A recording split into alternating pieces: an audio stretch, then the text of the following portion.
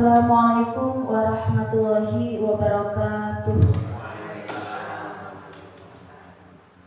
Yang terhormat Ibu Musian selaku Kepala SD Negeri Wujil 1, yang kami hormati Bapak Ibu Guru beserta staf dan karyawan SD Negeri Wujil 1, puji syukur marilah kita panjatkan kepada Allah Subhanahu wa Ta'ala, yang mana pada pagi hari ini Sabtu 8 Juni 2024 kita dapat melaksanakan acara diseminasi budaya positif calon guru penggerak angkatan 10 Kabupaten Semarang.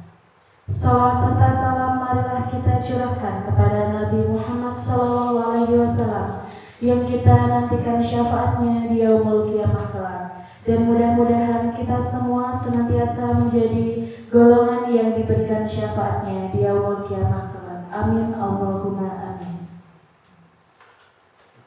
Hadirin yang terhormat, izinkan saya untuk menjadi pembawa acara pada acara diseminasi budaya positif calon guru penggerak angkatan 10 Kabupaten Semarang. Dan berikut adalah susunan acaranya. Acara yang pertama yaitu pembukaan. Acara yang kedua menyanyikan lagu kebangsaan Indonesia. Acara yang ketiga sambutan. Acara yang keempat acara inti. Acara yang kelima penutup. Mari bersama-sama kita mengawali acara pada pagi hari ini dengan bacaan basmalah bersama-sama. Bismillahirrahmanirrahim. Mudah-mudahan dengan bacaan basmalah tadi menjadikan acara ini lancar dan juga bermanfaat bagi kita semua. Atur acara yang kedua, untuk menumbuhkan rasa nasionalisme kita, mari kita menyanyikan lagu kebangsaan Indonesia Raya. Kepada seluruh hadirin yang berbahagia, dimohon untuk berdiri.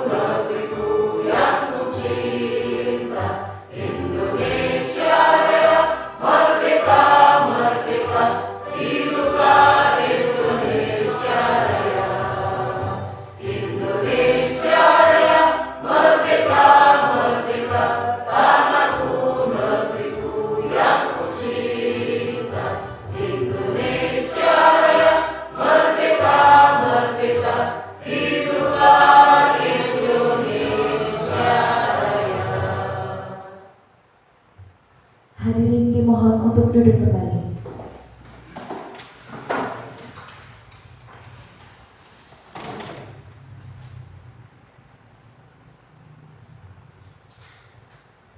Melanjutkan acara yang ketiga yaitu sambutan kepada Ibu Musian SPD SD selaku Kepala SD Negeri Wujil 1, kami persilahkan.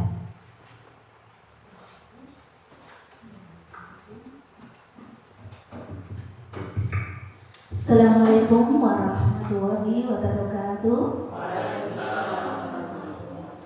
Bismillahirrahmanirrahim. Alhamdulillahirabbil alamin. Rabbis shrah li sadri wa yassir li amri wahlul 'uqdatam min lisani yafqahu qawli. Amma Bapak Ibu yang saya hormati, Pak Bapak Samsudin dan Pak Khairul Mujahidin yang saya hormati selaku penyampai materi diseminasi budaya positif pada hari ini. Mukadimah dari ngajeng, ya. Bapak Ibu yang berbahagia, pertama selamat datang dan terima kasih atas kesediaan memenuhi undangan dari bapak-bapak calon guru penggerak angkatan ke-10 untuk mengikuti kegiatan diseminasi pada hari ini.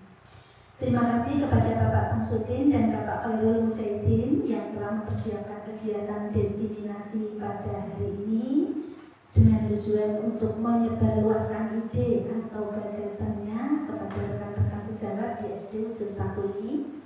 Semoga nanti diseminasi budaya positif ini dapat menambah wawasan bagi Bapak Ibu guru semua dan dapat diimplementasikan di dalam melaksanakan tugasnya di sekolah untuk menciptakan siswa-siswi kita yang berkarakter Pancasila.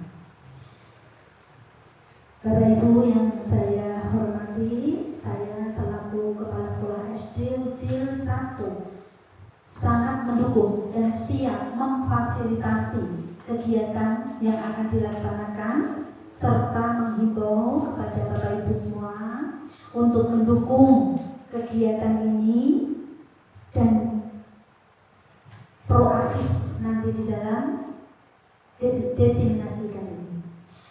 Semoga kegiatan diseminasi hari ini berjalan lancar dan sukses, mendapatkan ridho dari Allah Subhanahu wa Ta'ala serta bermanfaat bagi kita semua. Selanjutnya Bapak Ibu guru nanti dapat terinspirasi untuk ikut mendaftar calon guru penggerak di angkatan yang ke-11 tahun yang akan datang. Selamat mengikuti kegiatan hari ini dengan penuh semangat dan tidak lupa selalu bahagia. Terima kasih kepada Kak Sam dan Pak Yul. Terima kasih Bapak Ibu semua. Sekian, wabillahi taufiq wal hidayah. Wassalamualaikum warahmatullahi wabarakatuh.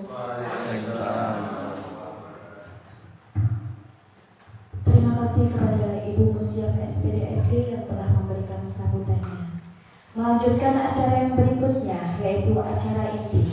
Bapak Ibu yang terhormat, mari kita dengarkan presentasi dari Bapak Syamsuddin SPD terkait diseminasi disiplin positif oleh calon guru penggerak angkatan 10. Waktu dan tempat dipersilakan. Atur acara selanjutnya yaitu presentasi dari Bapak Khairul Mujahidin tentang diseminasi segitiga restitusi kepada Bapak Khairul Mujahidin SPD. Dipersilahkan.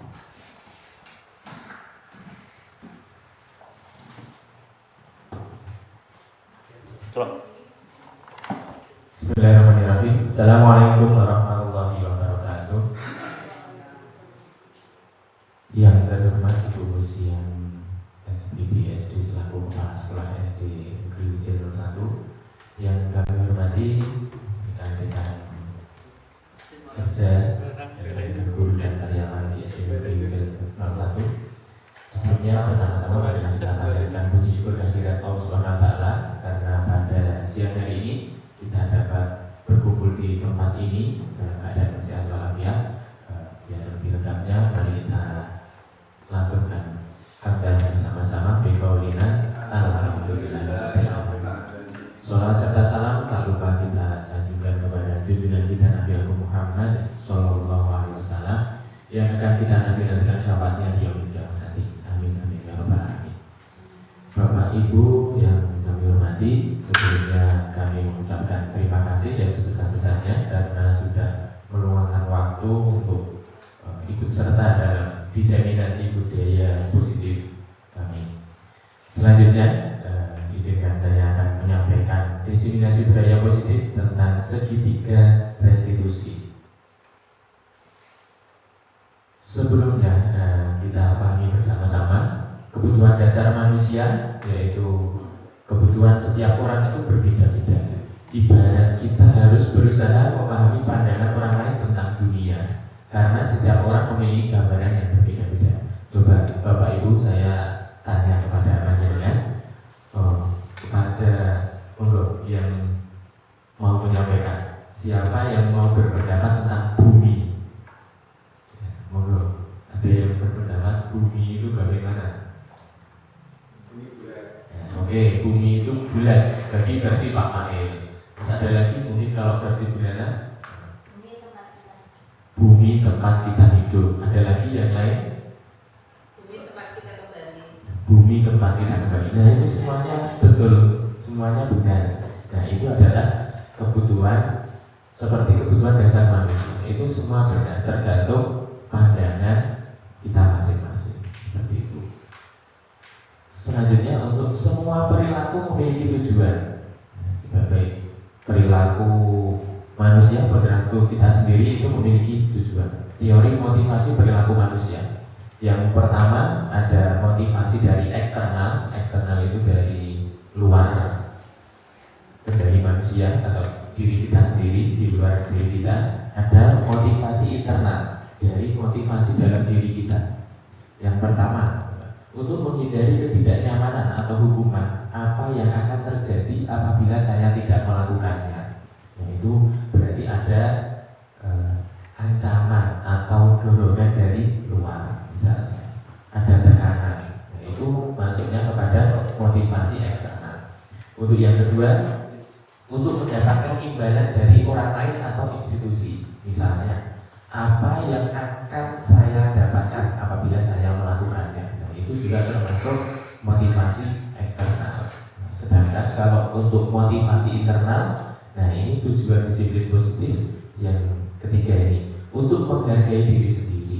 Contohnya ini, saya akan menjadi orang yang seperti apa bila saya melakukannya. Jadi itu misalnya saya akan menjadi orang yang aktif di organisasi misalnya. Nah, itu kan jadi motivasi internal diri kita sendiri. Selanjutnya, guru itu juga memiliki posisi kontrol sebagai guru. Ketika di dalam kelas atau di sekolah memiliki posisi kontrol. Yang pertama itu sebagai penghukum. Mungkin ketika murid melanggar aturan atau tata tertib, itu kalau dulu itu kalau saya sendiri, saya pernah mengalami dihukum sama Bapak Ibu guru karena terlambat masuk kelas, karena main sepak bola pada saat jam istirahat, terus keringatnya godos-godos. Nah itu tidak boleh masuk. Nah, itu mungkin bisa masuk ke hukum. Yang kedua, membuat merasa bersalah. Jadi guru itu juga bisa membuat murid merasa bersalah karena mungkin perkataan yang tidak pas atau mungkin bisa menyakiti hati murid. Posisi kontrol yang ketiga adalah teman.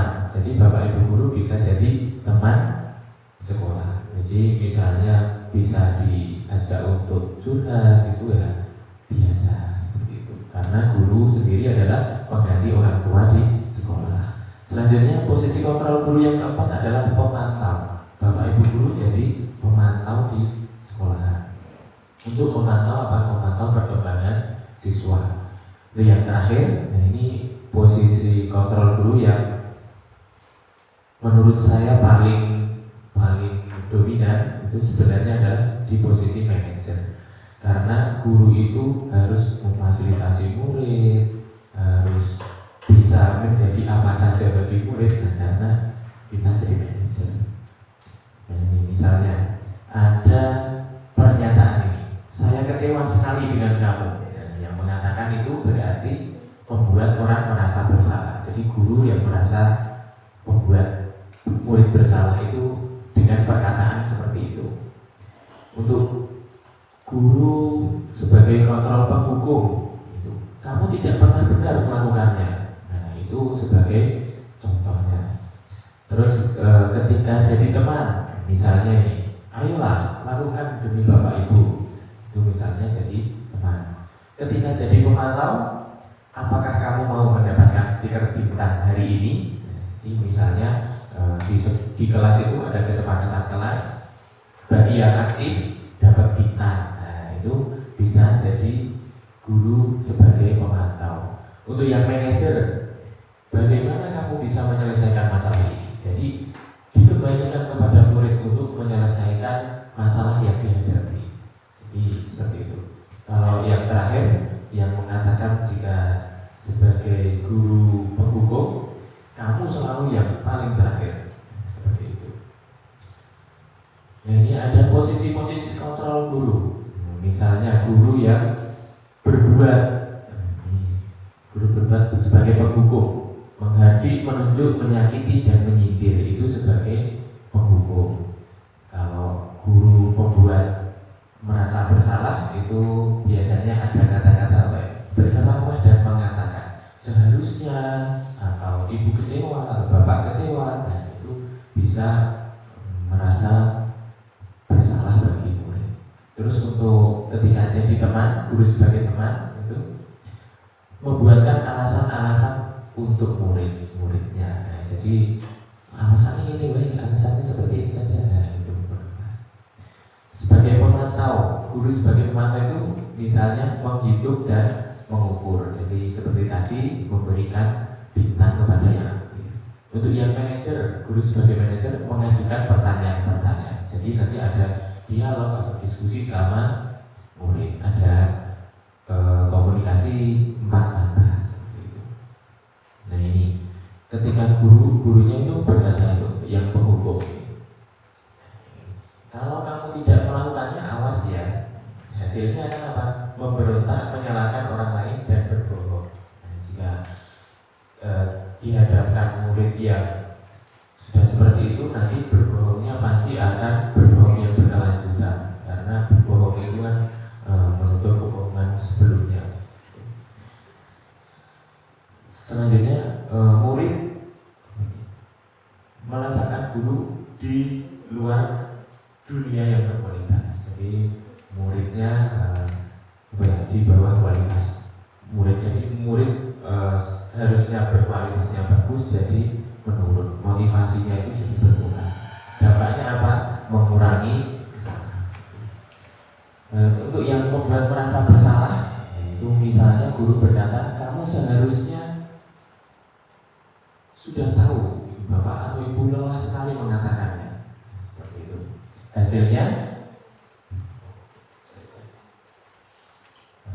Hasilnya menyembunyikan, menyangkal atau berbohong, sama seperti penghukum. Nah, anak akan berbohong. Jadi ini terakhir kata muridnya intinya untuk minta maaf, merasa rendah diri, jadi minder anak-anak. Sebagai teman, jika guru sebagai teman itu misalnya guru berkata, ayolah lakukan dengan ibu, masa kamu tidak mau? Ingat, tidak ibu pernah bantu apa misalnya. Hasilnya nanti apa? Ketergantungan. Jadi ketika dekat dengan anak pasti nanti ketergantungan. Dampaknya apa pada murid? Nanti muridnya akan lemah dan tidak mandiri, akan tergantung. Jika sebagai pemantau, misalnya guru berkata, apa peraturannya? Apa peraturan sekolah kita? Nanti hasilnya apa? Hasilnya akan murid fokus pada hanya pada peraturan saja, seperti itu. Sedangkan ketika jadi manajer, yang guru lakukan itu berkata, apa yang kita yakini, apa yang bisa kau kerjakan untuk memperbaiki masalah ini. Dan hasilnya anak akan mengoreksi diri, mengevaluasi diri, bagaimana baiknya. Nah, ini saya punya sebuah bacaan, nanti coba kita cermati bersama-sama. Coba saya bacakan. Iva kurang menguasai pelajaran matematika, sehingga pada saat pelajaran berlangsung dia lebih banyak berdiam diri atau menggambar di buku pelajarannya. Pada saat guru matematikanya, Pak Seno, menanyakan pertanyaan, Iva merasa gugup dan tak sengaja menjatuhkan bukunya dari meja, serta tiba-tiba menjadi gagap saat berupaya menjawab. Seluruh kelas pun tertawa melihat perilaku Iva yang terkejut dan bicara tergagap tersebut. Pak Seno pada saat itu membiarkan teman-teman IFA yang menertawakannya karena tergagap dan malu luar biasa, dan minta IFA untuk maju ke depan dan berdiri di depan kelas sambil mengundang telinganya karena tidak bisa menjawab pertanyaan dari Pak Seno.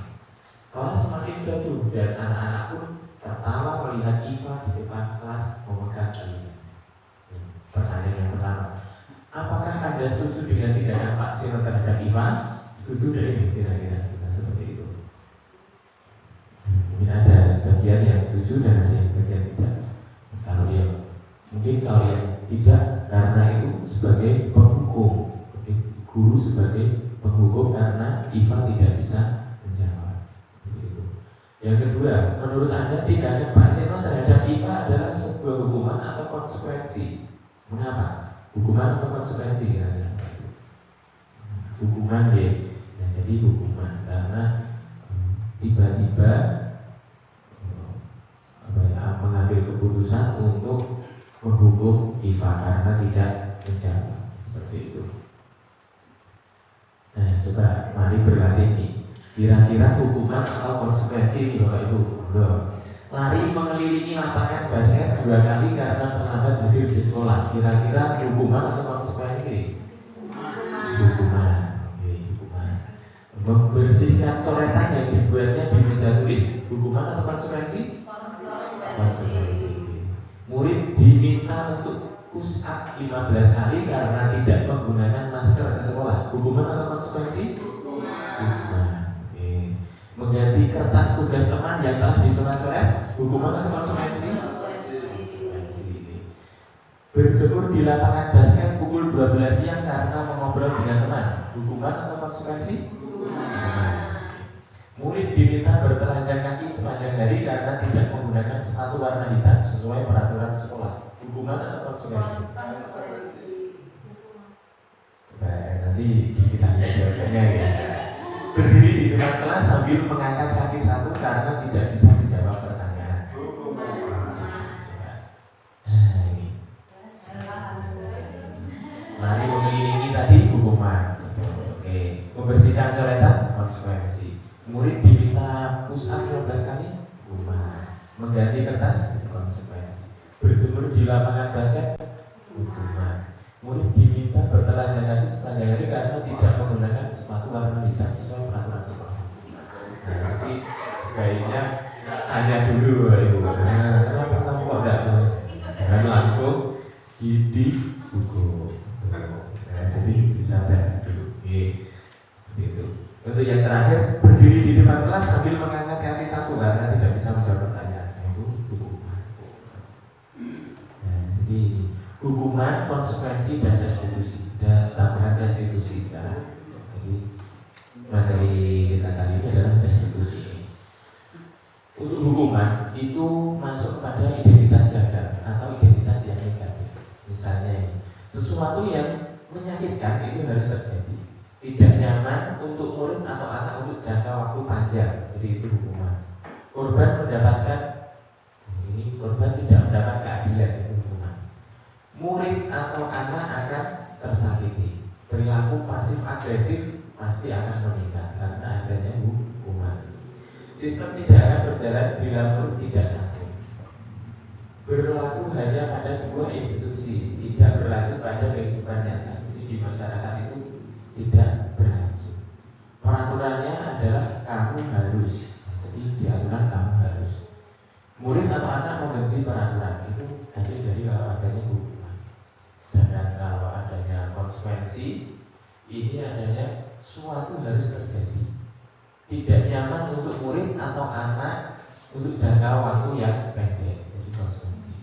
Korban bisa diabaikan. Ini di luar karena adanya konsekuensi. Selanjutnya, murid atau anak dibuat tidak nyaman. Jadi karena ada konsekuensi yang telah disepakati sebelumnya, jadi murid atau anak itu merasa tidak nyaman. Harus seperti itu karena sebenarnya konsekuensi itu kesepakatan bersama. Terus selanjutnya, penguatan hanya bertahan dalam jangka waktu pendek. Selanjutnya, memerlukan monitoring dan supervisi disupervisi terus-menerus dari dulu, dipantau terus-menerus. Selanjutnya, membantu penerapan mengikuti peraturan dalam masyarakat. Jadi membantu mengikuti. Apa peraturannya? Mampukah kamu melakukannya? Nah, jadi terima kasih. Murid atau anak menghormati peraturan. Ini sebatas menghormati. Sekarang yang restitusi. Restitusi merupakan pilihan. Jadi anak itu memilih konsekuensi apa yang harus diambil.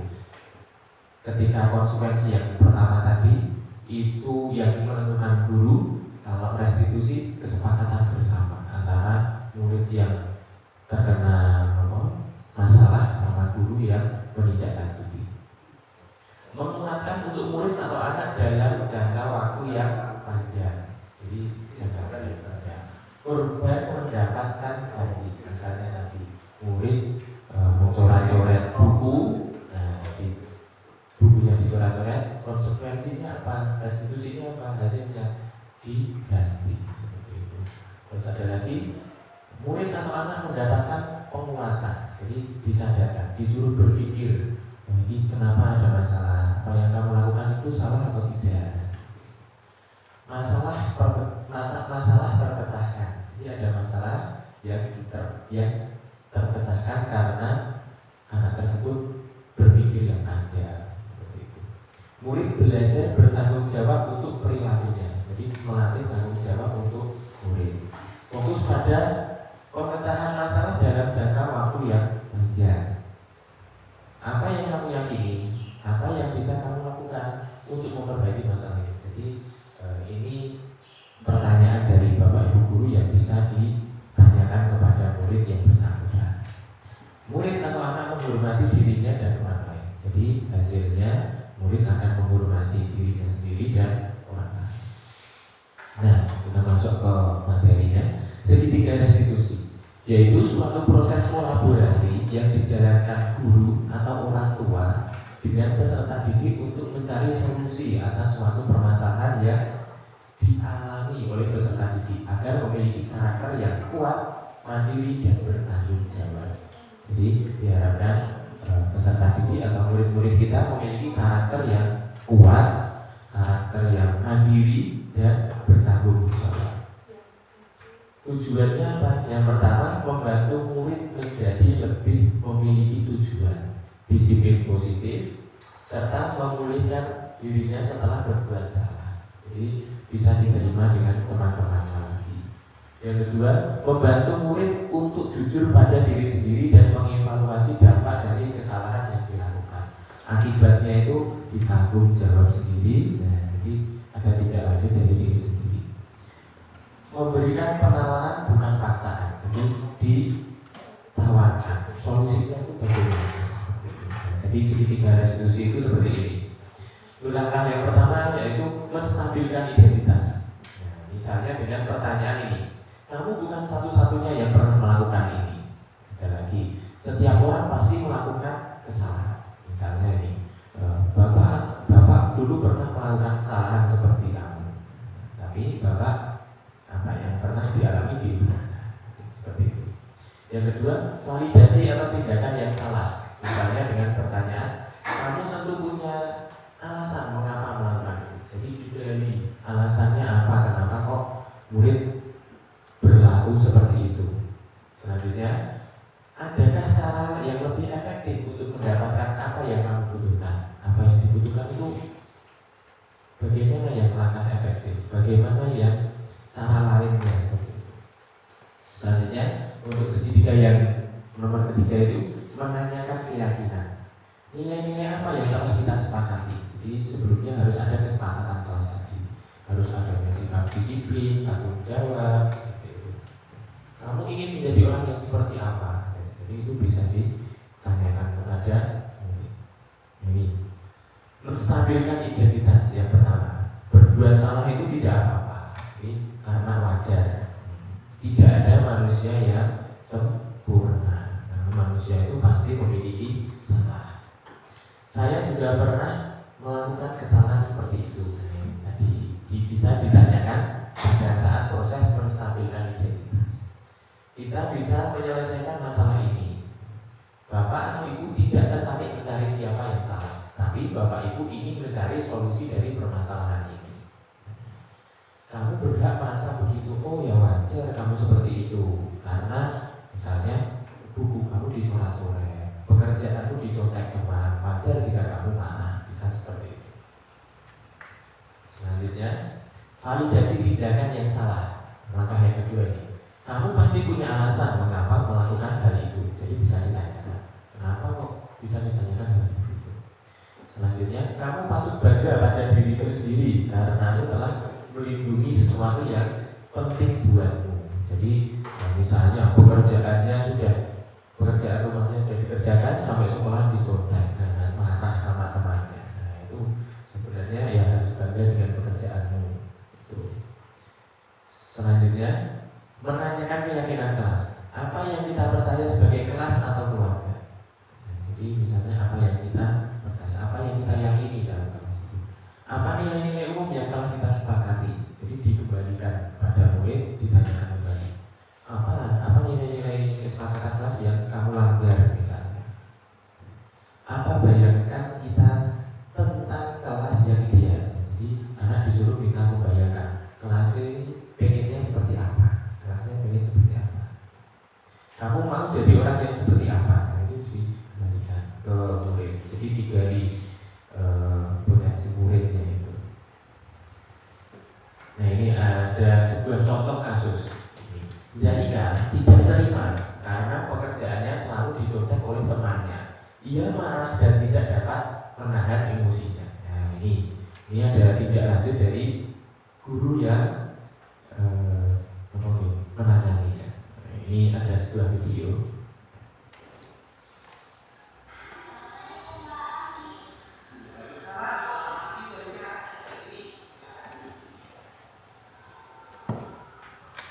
Dipanggil karena gaduh sama temannya karena pekerjaannya dicontek.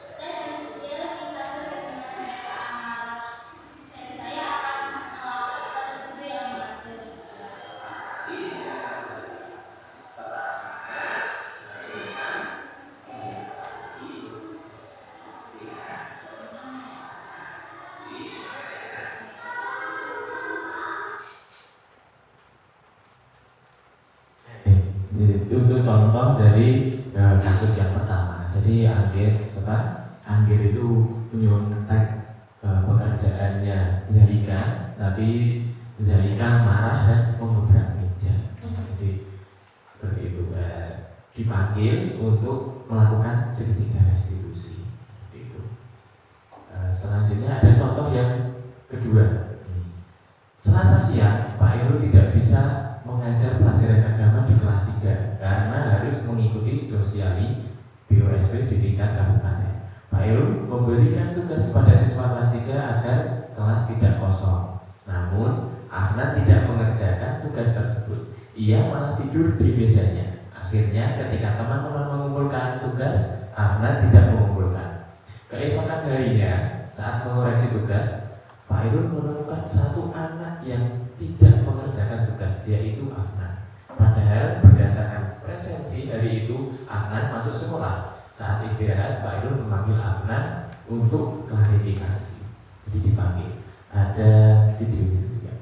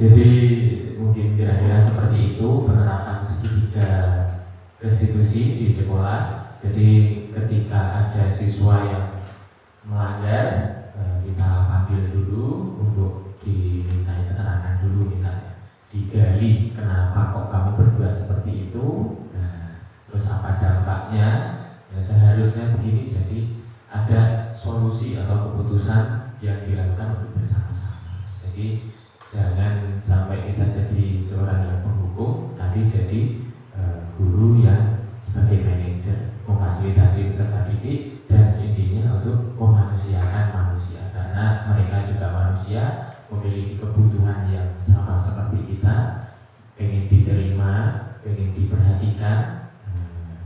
Mungkin itu saja dari saya, kurang lebihnya mohon maaf. Saya akhiri. Wabillahi taufiq wal hidayah. Wassalamualaikum warahmatullahi wabarakatuh.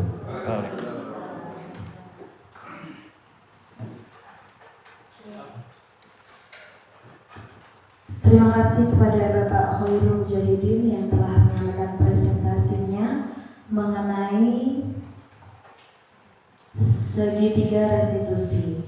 Demikian acara demi acara pada siang hari ini.